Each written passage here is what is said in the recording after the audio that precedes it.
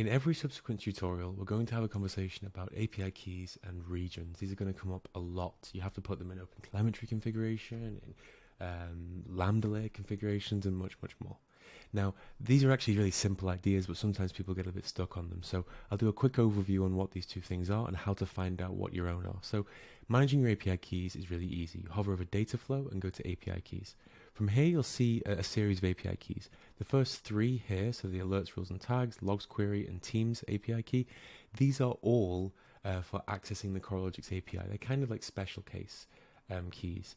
The bottom keys here are about send your data. So this is the really common one you're going to use.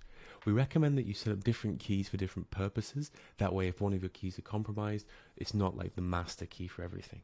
The way to create a new key is really easy. You just hit new key. You can give it a name, any name you want. My new key. And it will create it and automatically generate it. It is hidden by default. If you click this visibility indicator, it will show you it. Otherwise, you can just copy it and hit done. It's added to the list. You can deactivate it, and once you've deactivated the key, you can subsequently delete it. So if I pick my Windows key, for example, it will confirm, and then I can delete it. So you can only delete once they've been deactivated. This is how you manage your API keys. So anytime you're sending data to CoralLogix using an external service, FluentD, FluentBit, OpenTelemetry, Prometheus, whatever, you'll need one of these keys.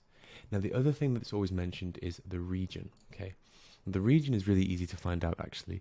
There are lots and lots of different ways to do it. For example, you can hit this button here and ask support for help. But the most easy way to do it by a mile is simply to look at the URL of your CoralLogix deployment. So I'm in CoralLogix right now, and my URL is hidden, but it just says chris-cooney.coralogix.com.